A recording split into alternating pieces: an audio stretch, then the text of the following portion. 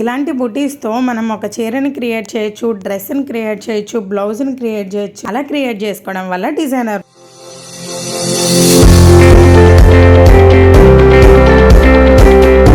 Hi అండి, అందరికీ welcome back to my channel life of money Satish vlogs. అందరూ ఎలా ఉన్నారండి? నేనైతే చాలా బాగున్నాను, మీరు కూడా బాగున్నారు అనుకుంటున్నాను. ఈరోజు మన డిజైన్ వచ్చేసరికి నేను మీకు రైట్ సైడ్ ఒక డిజైన్ చూపిస్తున్నానండి. దాని గురించి కూడా నేను క్లియర్గా చెప్తాను. అండ్ ఫ్లవర్ బుటీ అయితే నేను నేర్పిస్తున్నాను. అది హెవీ రిచ్ లుక్నిచ్చే ఒక ఫ్లవర్ బుటీని అయితే చూపిస్తున్నాను. ఫస్ట్ టైం మన ఛానల్ని చూసినట్టయితే కనుక ప్లీజ్ అండి ఖచ్చితంగా సబ్స్క్రైబ్ చేసుకోండి, అలానే లైక్ కొట్టండి. మీకు ఏదైనా డౌట్స్ ఏమైనా ఉంటే ఖచ్చితంగా కామెంట్లో తెలియపరచండి, నేను ఖచ్చితంగా రిప్లై ఇస్తాను. అలాగే ప్లీజ్ అండి సబ్స్క్రైబ్ చేసుకోండి. చివరి టిల్ ఎండ్ వరకు చూస్తే మీకు చాలా క్లియర్గా అర్థమవుతుందండి. నేను చెప్పే ప్రతి టిప్పు కూడా అర్థమవుతుంది అనమాట. మీరు వీడియో చూసే ఉంటారు కదా, ఆల్రెడీ నేను ఒక చిన్న ఫ్లవర్ అయితే డ్రా చేశాను. అది నేను నార్మల్గా ఫ్రీ హ్యాండ్తో డ్రా చేసేసాను అనమాట. ఇక్కడ మీకు చూపిస్తున్నాను చూడండి. మనకి ఇప్పుడు 6 రేకుల పువ్వులు అయితే కావాలన్నమాట. నేను దానికోసం నేను ఒక రౌండ్ సర్కిల్గా ఉన్నదాన్ని ఒక మూతను తీసుకొని, ఇప్పుడు చూడండి నిలువుగా ఒక గీత గీసాను కానీ అడ్డంగా గీయలేదు, క్రాస్గా అంటే ఇంటూ మార్క్స్ అనేవి గీసుకున్నాను అనమాట. ఈ ఇంటూ మార్కులు గీసుకున్నాను కదా, మనం ఏదైతే రౌండ్ వరకు అంటే రౌండ్ ఎడ్జెస్ ఉంటాయి కదా అక్కడ వరకు అనమాట. మధ్యలో ఒక చిన్న సర్కిల్ ఇచ్చుకొని సెంటర్ పాయింట్ కింద చేసుకొని, ఆ సెంటర్ పాయింట్ నుంచి మళ్ళీ మనం ఏదైతే పెద్ద సర్కిల్ తీసుకున్నామో అది మనకి ఎండింగ్ పాయింట్ అవుతుంది. ఆ ఎండింగ్ పాయింట్ దగ్గరికి మనం ఒక గీతలు అనేవి గీసుకున్నాం అనమాట. అలా గీసుకోవడం వల్ల ఏంటంటే ఎగ్జాక్ట్గా అంటే 6 రేఖలు కూడా ఒకే రకంగా వస్తాయి అన్నమాట. మీకు అంటే కొంతమంది డిజైన్ కూడా ఎలా వేసుకోవాలని అడుగుతున్నారు కదండి. మీరు ఇలాంటి చిన్న చిన్న టిప్స్ పాటిస్తే అండి మీకు ఖచ్చితంగా మంచిగా వస్తాయి అన్నమాట. ఇప్పుడు ఈ ఫ్లవర్ నేర్చుకున్నారనుకోండి, ఈ ఫ్లవర్ ఇలా వేసుకుంటే మనకి పర్ఫెక్ట్గా వస్తుందా అనేది మీకు అర్థమవుతుంది కదా, అందుకని అలా అని చెప్పాను అనమాట. అది రేపొద్దున పెద్ద డిజైన్స్ చూసుకుంటారు, అందులో ఈ ఫ్లవర్ ఉంటుంది. ఏదో మీరు వంక టింకర్గా వేసేస్తే అది వంక టింకర్ పోయింది అనుకోండి, మళ్ళీ మీరు ఇబ్బంది పడతారు కదా. అందుకనే నేను ఈ ఫ్లవర్ అయితే చెప్తున్నాను. మళ్ళీ దీనికి ఏముందండి, ఆకులు అవి ఇవి యాడ్ చేసుకుంటూ డిజైన్ అనేది మనం క్రియేట్ చేసేసుకోవచ్చు. ఇంకా దాన్ని అయితే పక్కన పెట్టేద్దాము.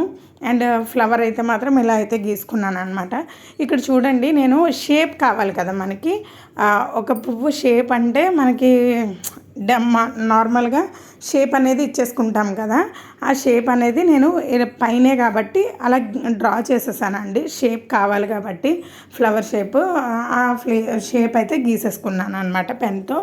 అది కంప్లీట్ అయిపోయాక నేను ఇక్కడ చూడండి సిల్క్ థ్రెడ్డే యూజ్ చేశానండి. పువ్వులు అది ఏమీ రాదు, మీరేం భయపడక్కర్లేదు. కొత్తగా నేర్చుకునే వాళ్ళు ఈ నీడిల్తో కూడా ట్రై చేయండి. ఓన్లీ జరీ థ్రెడ్తో కాకుండా, లేదా కాటన్ థ్రెడ్తో కాకుండా సిల్క్ థ్రెడ్తో కూడా ట్రై చేయండి. నేను మీకు ఇక్కడ ఫస్ట్ అయితే నేను ఒక 2 అంటే ఒక రేకని ఒకలా కుట్టాను, మిగిలిన అన్ని రేఖలు కూడా ఒకలా కుట్టాను కదండి.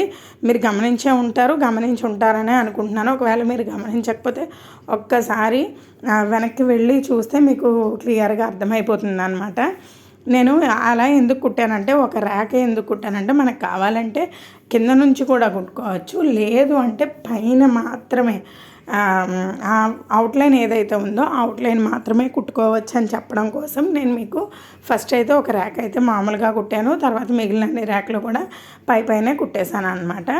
మీరు ఇక్కడ చూడండి, మనకి పైకి వచ్చేసరికి ఎక్స్పెండ్ అయింది, కిందకు వచ్చేసరికి కాంట్రాస్ట్ అయింది. కాంట్రాస్ట్ మీన్స్ దగ్గరగా ఉంది, పైకి ఎక్స్పెండ్ మీన్స్ పల్చగా ఉన్నట్టు, అంటే దూరంగా వచ్చినట్టు ఉందన్నమాట డిజైన్, అవునా కదా.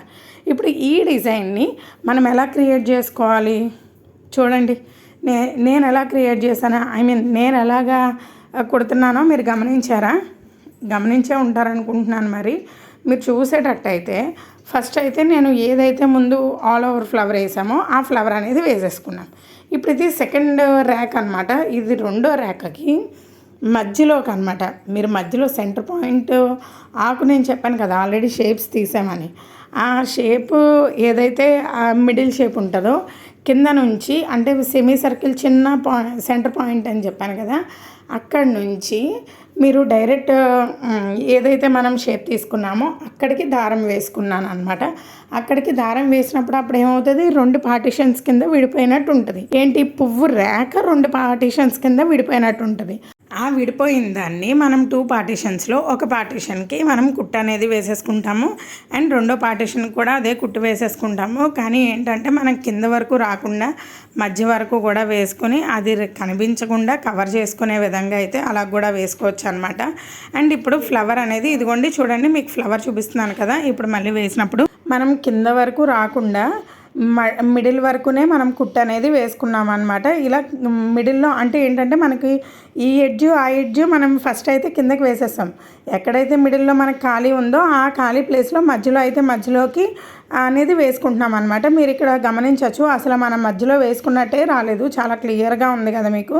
అండ్ ఇప్పుడు కంప్లీట్ అయిపోయింది. మీకు ఫ్లవర్ అండి ఎప్పుడైనా సరే కిందకు వచ్చినప్పుడు కాంట్రాస్ట్ అవుతుంది కాబట్టి దాన్ని ఎట్లా మేనేజ్ చేసుకుంటూ కుట్టుకోవాలనేది మెయిన్ అది తెలుసుకోవాలన్నమాట. ఫ్లవర్ ఏదో లాంగ్ అండ్ షార్ట్ కుట్టేసామని అంటే కాదు, అలాంటివి కూడా కొంచెం మనం అడ్జస్ట్ చేసుకోగలిగితేనే మనకి వర్క్ అనేది కూడా ఫినిషింగ్ బాగా వస్తుంది అనమాట. ఇప్పుడు ఆ లాంగ్ అండ్ షార్ట్ ఫ్లవర్ అనేది కంప్లీట్ అయిపోయింది. అండ్ ఇప్పుడు వచ్చేసరికి నేను ఏదైతే వర్క్ చెప్పానో చిప్స్ వర్క్ అనేది వేసుకోవాలన్నమాట. ఈ వర్క్ దేనికి యూజ్ అవుతుంది అనేది కూడా చెప్తాను అన్నాను కదండి. ఇప్పుడు వచ్చేసరికి ఆ బయట సర్కిల్ అనేది ఎందుకు గీసుకుంటున్నాను అంటే మనకి అది ఎండింగ్ పాయింట్ అనమాట. అంటే మనం బ్లూ కలర్ దగ్గర నుంచి స్టార్ట్ చేసి మళ్ళీ మనం బ్లూ లైన్ ఏదైతే పెన్తో గీసుకున్నామో ఆ లైన్ వరకు మనకి ఎండ్ అయిపోవాలన్నమాట వర్క్ అనేది. యాక్చువల్గా ఇప్పుడు మనం సీక్వెన్స్ ఉన్నాయి కదండి, చిప్స్ అంటాము సీక్వెన్స్ అంటాం అనమాట. ఈ సీక్వెన్స్ వచ్చేసరికి నేను చూడండి పైకి ఒక గొలుసు వేసేసాను, ఆ పైనుంచి మనం వర్క్ అనేది కిందకి తీసుకొస్తున్నాం. లేదు ఇంకొక వే ఉంటుందండి, కింద నుంచి పైకి తీసుకెళ్ళాలి, అంతేగాని ఇప్పుడు పైనుంచి కిందకు వచ్చి మళ్ళీ కింద నుంచి పైకి వెళ్దామంటే అవ్వదనమాట. అవ్వదు ఇన్ ద సెన్స్ అసలు బాగోదండి వర్క్ అనేది. మళ్ళీ ఇప్పుడు మనం పైనుంచి కిందకు వచ్చాం కదా, అదే కింద నుంచి పైకి వెళ్ళామనుకోండి మళ్ళీ రివర్స్లో కనిపిస్తాయి అనమాట. ఆ సీక్వెన్స్ అనేవి మళ్ళీ రివర్స్లో కనిపిస్తాయి. కాబట్టి మనం ఏదైనా సరే ఒకటే డైరెక్షన్ అనేది యూజ్ చేసుకోవాలన్నమాట. నేను చూసానండి ఇక్కడ ఒక 4 సీక్వెన్స్ మాత్రమే వేస్తున్నానండి. జస్ట్ మీరు ఈ సీక్వెన్స్ అవనివ్వండి, షుగర్ బీట్స్ అవనివ్వండి, కట్ బీట్స్ అవనివ్వండి, ఏవైనా సరే ఒకటే ప్యాటర్న్లో కుట్టాలన్నమాట. గొలుసు కుట్టు ఎలా వేస్తామో రెండో గొలుసుకి ఇవన్నీ కూడా ఎక్కించుకుంటూ వెళ్ళాలన్నమాట. అంతే అండి, సింపుల్ అండి వర్క్ అనేది. మనం మెయిన్ నీడిల్ అనేది హ్యాండిల్ చేసుకోగలగాలి. నీడిల్ హ్యాండిల్ అంటే కనుక ఖచ్చితంగా వర్క్ అనేది వచ్చేస్తుంది అనమాట. అండ్ ఇప్పుడు నేను చెప్పాను కదండి ఈ డిజైన్ దేనికి యూజ్ చేస్తే బాగుంటుంది అని చెప్పేసి. ఒకవేళ మనం శారీ డిజైన్ చేసుకోవాలి అని అనుకుంటే ఇలాంటి బుటీస్ శారీ అంతా వేసుకోవచ్చు. లేదంటే కనుక శారీ బార్డర్ విషయానికి వచ్చేసరికి అంటే పళ్ళు ఇంకా శారీ మొత్తం అంతా కూడా అడుగు బార్డర్ కావాలన్నా సరే ఇలాంటి ఫ్లవర్స్ వేసుకుని నేను మీకు ఇక్కడ సైడ్ డిజైన్ చూపిస్తున్నాను కదండి, అలాగా చిప్స్ వర్క్ రౌండ్గా కట్ వర్క్ టైప్లో మనం అయితే స్టిచ్ చేసుకోవచ్చు అనమాట. అది నేను చెప్పేది శారీకి వచ్చేసరికి. అండ్ డ్రెస్కి వచ్చేసరికి సేమ్ ఇదే ప్యాటర్న్లో వేసి ఇప్పుడు లాంగ్ కట్ బీట్స్ అనేవి వస్తున్నాయండి. చాలా కొంచెం 1 ఇంచ్ అనమాట, ఇంచ్ కట్ బీట్స్ అనేవి వస్తున్నాయి అనమాట.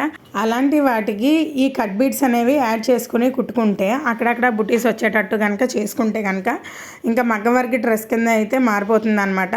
అదొకటండి మీకు శారీ. అండ్ ఇంకా నేను డ్రెస్ కోసం కూడా చెప్పాను కదండి, అది ఇప్పుడు బ్లౌజ్ విషయానికి వచ్చేసరికి ఇప్పుడు మన దగ్గర నేర్చుకోవడానికో లేదంటే మన పర్సనల్గా చేసుకున్నప్పుడు లేదంటే ఒక కస్టమర్కి చేసేటప్పుడు ఎలా ఉంటుందంటే జస్ట్ మీరు ఇలాంటి ఫ్లవర్ డిజైన్ చూశారు, అది ఇందులో ఎక్కువ దర్దోసి ఉంది కానీ మీరు దర్దోసి వేయలేము అన్నప్పుడు ఇలాంటి డిజైన్ని సెలెక్ట్ చేసుకోవచ్చండి. ఇలా కూడా వేసి మనం కొంచెం డిఫరెంట్ లుక్ని అయితే తీసుకురావచ్చు అనమాట.